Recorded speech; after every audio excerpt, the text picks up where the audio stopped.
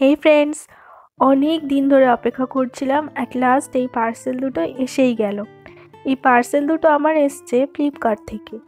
আর এর মধ্যে কি আছে সেটা দেখতে হলে ভিডিওটা স্কিপ না করে পুরোটা দেখতে থাকো। আর আমার মেমোরি থিংস ফ্যামিলির যারা এখনও সদস্য হয়ে যাওনি তারা এক্ষুনি সাবস্ক্রাইব করো মেমোরি থিংস আর আমার ফ্যামিলির সদস্য হয়ে যাও।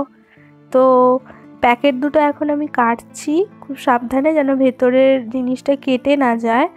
তো আজকের আমি এই ফ্লিপকার্টের এই অনলাইন পার্সেলটার রিভিউ দেব আমি। এর মধ্যে আর কিছুই না, অলমোস্ট বেরিয়ে গেছে। এবার বলে দেওয়া যাক এর মধ্যে আছে window curtain and door curtain, মানে জানালার পর্দা এবং দরজার পর্দা। তো এই পর্দাগুলোর রিভিউ আমি দেব। প্রথম এটা বেরিয়েছে, এটা হলো দরজার পর্দা, ডোর কার্টেন। অনলাইন থেকে কোনো কিছু পার্সেল এলে আমি আগে দেখি যে এটা কোথাও ছেঁড়া ফাটা আছে কিনা, কারণ এটার ভয় আমার সব থেকে বেশি থাকে। অনেক সময় হয় না ছেঁড়া ফাটা ফুটো এইসব থাকে, তো না, অলমোস্ট সুন্দর এসছে আর এর কালারটাও খুবই সুন্দর। তবে হ্যাঁ, একটা জিনিস আমার একটু খারাপ লেগেছে, সেটা হলো একটু পাতলা, একটু থিকনেস হলে খুব ভালো হতো। তো রিংগুলোও খুব সুন্দর এসছে।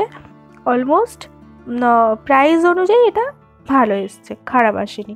তো এবার আমি জানালার পর্দাটা দেখে নেব। এই প্যাকেটটা আমি ওপেন করব, এটা কেমন এসছে সেটা একটু দেখে নেওয়া যাক, আর তোমরাও একটু দেখে নাও।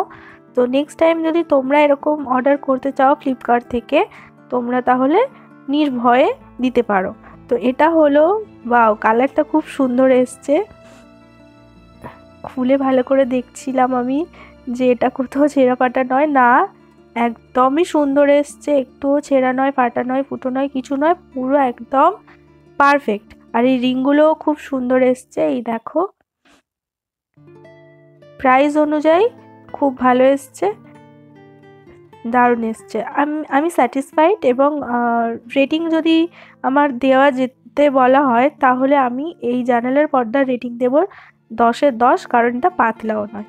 সো আজকের এই ব্লগটা শুরু করছি একটা সুন্দর রেসিপি দিয়ে। আমি স্টার্ট করব।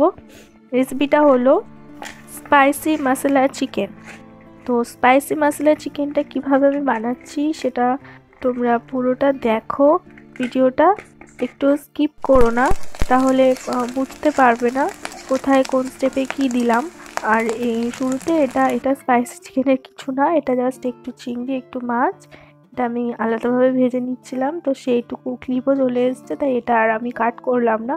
চিকেনটা ম্যারিনেট করে রাখা হয়েছে আলাদা করে, তো তাই জন্য চিকেনটা ততক্ষণ ম্যারিনেটে থাক, তার মধ্যে একটু চিংড়ি আর একটু মাছ ভেজে নেওয়া হয়েছে।